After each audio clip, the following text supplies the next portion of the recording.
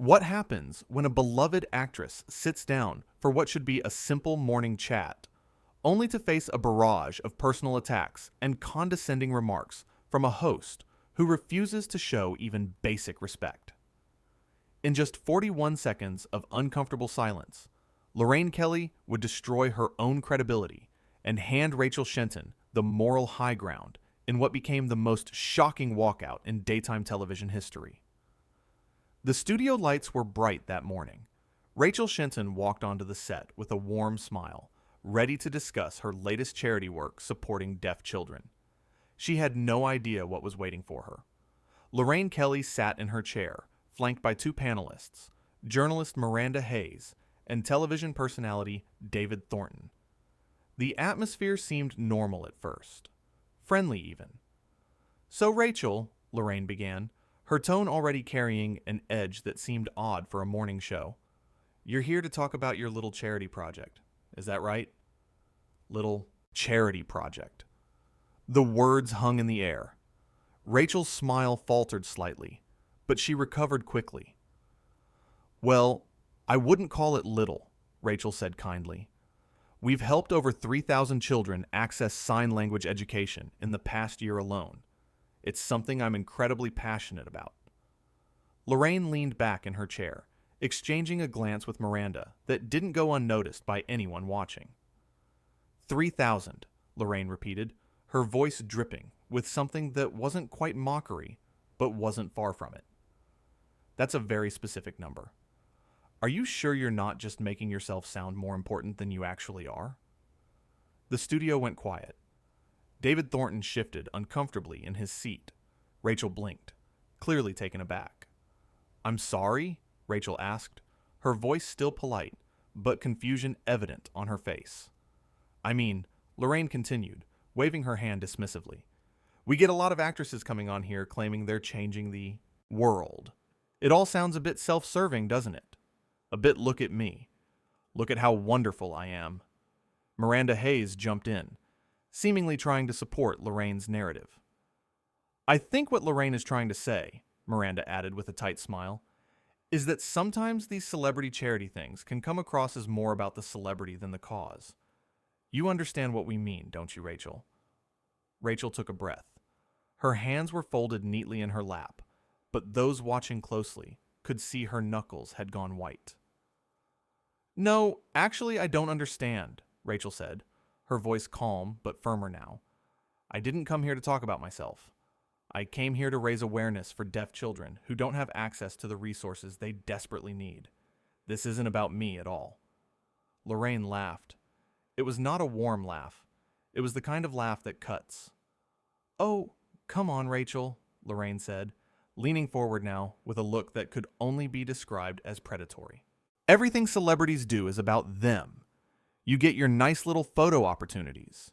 You get to feel good about yourself. And meanwhile, the real workers, the people who actually dedicate their lives to these causes, they get pushed to the side. Isn't that the truth?" David Thornton finally spoke up, though his voice was cautious. "Lorraine, I think that might be a bit harsh," he said quietly. "Rachel has actually won awards for her advocacy work." Lorraine turned to David with a look that could freeze water. "I wasn't asking for your opinion, David," she snapped. Then she turned back to Rachel. "Awards, yes. More things to put on your shelf and talk about in interviews. Tell me, Rachel, do the deaf children get awards, or do they just get to be your props?" The air in the studio became thick with tension. Rachel's face had gone from confused to genuinely hurt, but there was something else there too, a steel that was starting to show through. "Props?" Rachel repeated, her voice quiet but dangerous. "You think I'm using deaf children as props?" "Well, aren't you?" Lorraine shot back. "You learn a bit of sign language, you make it part of your brand, and suddenly you're Saint Rachel. Meanwhile, where were you 5 years ago? 10 years ago? Or did you only care about this cause once it became trendy?" Rachel stared at Lorraine for a long moment. The silence stretched. 10 seconds. 20 seconds. 30 seconds. 41 seconds of absolute, Suffocating silence, where Rachel Shenton simply looked at the woman across from her, processing what was happening. When Rachel finally spoke, her voice was measured and controlled. "My sister is deaf," Rachel said quietly. "She has been since birth. I learned sign language when I was 6 years old because I wanted to communicate with her. I have spent my entire life in the deaf community. This isn't a trend for me, Lorraine. This is my family." The revelation landed like a bomb. Miranda Hayes looked down at her. Notes, her face flushing red. David Thornton closed his eyes briefly, as if in pain, but Lorraine, incredibly, doubled down. "Well, that's very convenient, isn't it?" Lorraine said, though her voice had lost some of its confidence. "Having a personal connection makes for a much better story. More authentic, more marketable." "Marketable?" Rachel's voice rose slightly for the first time. "You think my sister's disability is marketable to me?" "I think," Lorraine said, regaining her hostile edge, "that you're using your personal life to sell yourself, just like every other actress who comes on this show pretending to care about something bigger than their next role." Miranda tried to intervene again. "Perhaps we should move on to talk about Rachel's upcoming film," she suggested weakly. "No," Rachel said firmly, cutting her off. "No, I don't think we should move on. I think we need to address what's happening here." Lorraine raised an eyebrow. "And what exactly is happening?" "Here, Rachel," she asked, with false sweetness. "You invited me onto your show," Rachel said, her voice steady and clear. "You asked me to come and talk about work that is deeply personal and important to me.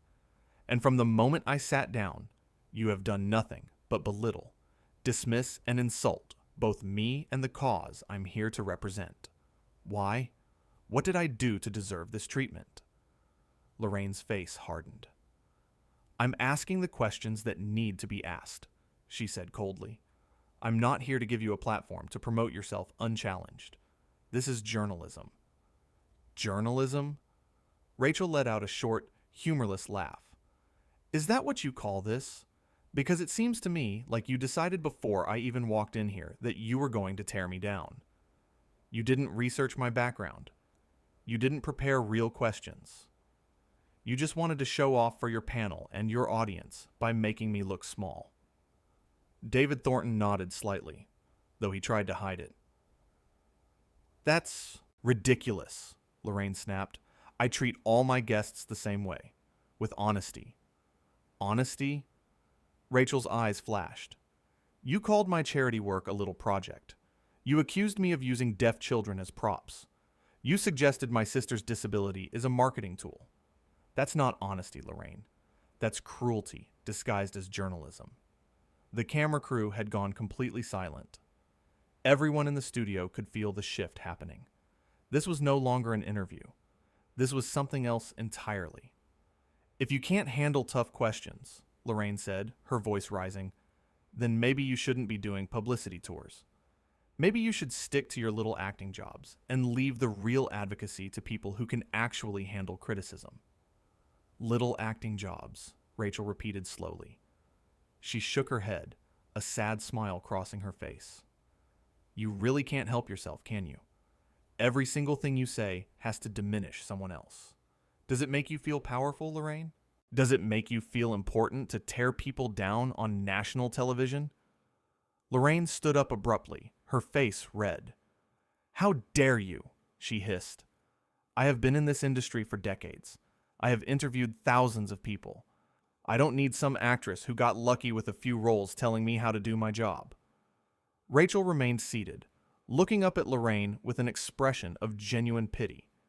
"You're right," Rachel said softly. "You have been doing this for decades, which makes this even sadder. Because you should know better. You should know how to treat people with basic human decency. But instead, you've turned into exactly the kind of bully that your show claims to stand against." Miranda Hayes gasped audibly. David Thornton put his head in his hands. Lorraine's mouth opened and closed like a fish out of water. "Get out," Lorraine finally managed to say, her voice shaking with rage. "Get out of my studio right now." Rachel stood up slowly, with dignity. She carefully removed her microphone and placed it gently on her chair. "I was planning to," Rachel said calmly, "but I want everyone watching to understand something. I came here in good faith. I came here to talk about children who struggle every day to be heard in a world that isn't built for them. I came here to use whatever small platform I have to make their lives a little bit easier, and I was met with nothing but hostility and contempt." She turned to look directly at the camera. "To anyone out there who works with deaf children, who advocates for accessibility, who fights every day to make the world more inclusive, please know that your work matters. It matters more than whatever happened here today. Don't let anyone make you feel small for caring about something bigger than yourself." Then she turned back to Lorraine. "And to you, Lorraine, I genuinely hope you take some time to reflect on why you felt the need to attack someone who was only trying to do good. Because this," she gestured around the studio, "this isn't journalism. This isn't entertainment. This is just sad." Lorraine's face had gone from red to purple. "You don't get to come onto my show and lecture me," she spat. "You're nobody. You're nothing. Without this show, without people like me giving you attention, you would disappear tomorrow and no one would even notice." The words landed like slaps, but Rachel didn't flinch. Instead, she smiled. A real, genuine smile. "You know what, Lorraine?" Rachel said quietly. "You might be right. Maybe I am nobody. Maybe I would disappear tomorrow. But at least when I disappear, I'll know that I spent my time trying to help people instead of tearing them down. Can you say the same?" The silence that followed was deafening. Lorraine stood frozen, her mouth slightly open, clearly searching for a comeback that wouldn't come. Miranda Hayes was staring at her hands. David Thornton was watching Rachel with something that looked like admiration. "I'm done. Here," Rachel said simply. She picked up her bag from beside the chair and turned toward the exit. "You walk out that door and you'll never work in this industry again," Lorraine called after her, desperation creeping into her voice. "I have connections. I have power. I can make sure you never get another interview, another role, another opportunity." Rachel stopped. She turned back one last time. "Is that supposed to scare me?" she asked, genuinely curious. "You think threatening my career is going to make me stay here and let you continue to insult me and the people I care about? You really don't understand anything, do you?" "You're making a huge mistake," Lorraine said, but her voice had lost its strength. "The only mistake I made," Rachel replied, "was thinking that you were someone worth having a conversation with. I should have known better the moment you called 3,000 children a little project." She walked toward the exit, her head held high, but Lorraine wasn't finished. "You're just like all the other self-righteous celebrities," Lorraine shouted after her. "You think you're better than everyone else. You think your cause is so important, but you're just another hypocrite looking for attention." Rachel paused at the door. For a moment, it seemed like she might let it go. But then she turned around one final time, and when she spoke, her voice cut through the studio like a knife. "I think my cause is important, because it is important," Rachel said, her voice clear and strong. "Deaf children deserve education. They deserve resources. They deserve a world that sees them and values them. And if you think that fighting for that makes me self-righteous, then I'll wear that label proudly.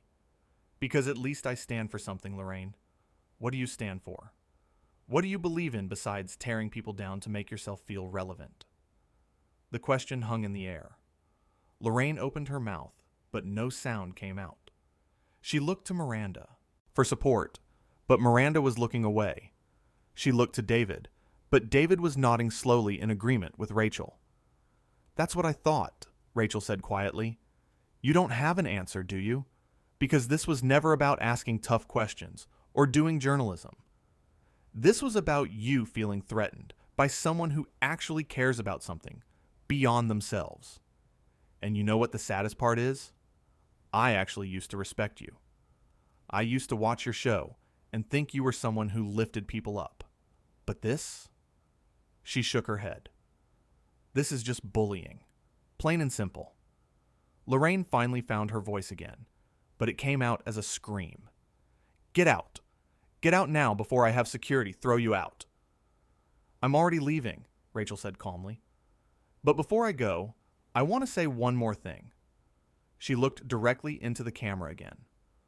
To everyone watching at home, please don't let this moment discourage you from supporting causes you believe in.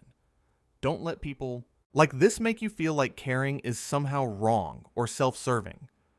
The world needs more kindness, more compassion, more people willing to stand up for those who can't always stand up for themselves. Don't ever apologize for being one of those people. Then she looked back at Lorraine one last time. Goodbye, Lorraine. I hope someday you remember what it felt like to actually care about making a positive difference instead of just making good television. And with that, Rachel Shenton walked out of the studio. The door closed behind her with a soft click that somehow sounded louder than any of the shouting that had come before. The camera stayed on Lorraine, who stood in the middle of the studio, her face a mixture of rage and something that might have been shame. Miranda Hayes was wiping her eyes. David Thornton was staring at the door Rachel had just walked through. Lorraine slowly sank back into her chair. She looked at the camera, then looked away. She opened her mouth to speak, to try to regain control of her show. But what could she say? How could she possibly spin what had just happened? Well, she finally managed, her voice hoarse. That was certainly unexpected. David Thornton let out a laugh. Not a polite laugh. A real, genuine laugh of disbelief. Unexpected, he repeated. Lorraine, you just spent 15 minutes attacking a woman for trying to help deaf children. What did you think was going to happen? Lorraine turned on him with fury in her eyes. I was doing my job, she snapped. I was asking the questions that needed to be asked. No, David said, shaking his head. You were being cruel. There's a difference. Miranda finally spoke up, her voice small. Maybe we should take a break, she suggested. We're live, Lorraine hissed. We can't take a break. Then what do you want to do? David asked, spreading his hands. Because I don't think any of us can pretend that what just happened was okay. Lorraine looked between her. Two panelists, then back at the camera. For the first time since the interview started, she looked uncertain. Vulnerable, even. I think, she said slowly, that Rachel Shenton is an ungrateful, self-important actress who couldn't handle a real conversation. But the words rang hollow. Even she seemed to know it. David stood up from his chair. I can't be part of this, he said quietly. He removed his microphone. I'm sorry, but I can't sit here and pretend that what you did was acceptable. That woman came here to talk about helping children, and you eviscerated her for no reason other than your own ego. David, Lorraine warned, but he was already walking away. Good luck with the rest of your show, he called back. You're going to need it. And then he was gone too, leaving Lorraine alone with Miranda, who looked like she wanted to disappear into her chair. The studio was in chaos now.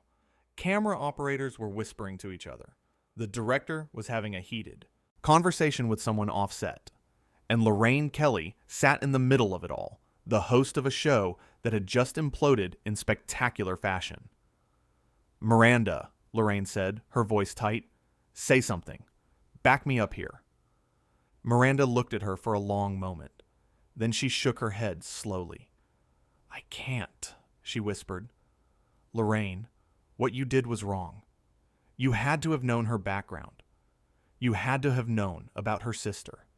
And even if you didn't, the way you spoke to her was inexcusable. Oh, not you too, Lorraine groaned, running her hands through her hair. Everyone's so sensitive now. No one can handle a bit of pushback. That wasn't pushback, Miranda said, finding her voice. That was an ambush. You went after her from the very first question. You called her work little. You accused her of using children as props. You questioned her sincerity, her motivations, her integrity. And when she defended herself with grace and dignity, you threatened her career. How is any of that journalism? Lorraine stared at Miranda like she'd been slapped. Whose side are you on? She demanded. I'm on the side of basic human decency, Miranda replied. And right now, that's not your side. The two women stared at each other across the studio.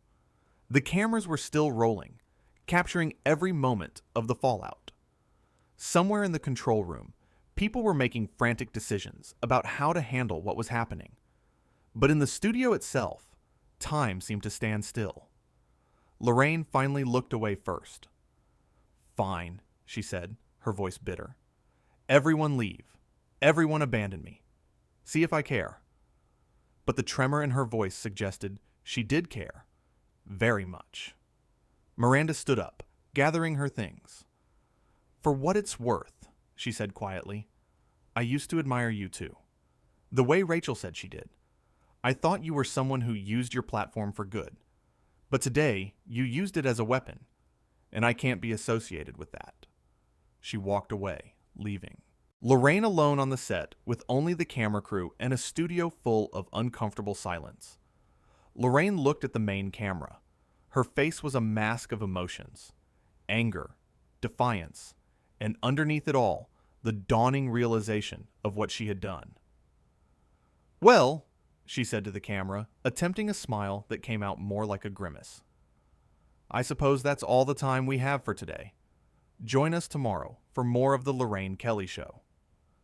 But even as she said the words, she had to know that tomorrow would be very different, that this moment would follow her, that Rachel Shenton's calm, dignified exit would be replayed over and over, that her own words, her own cruelty, would be examined and dissected.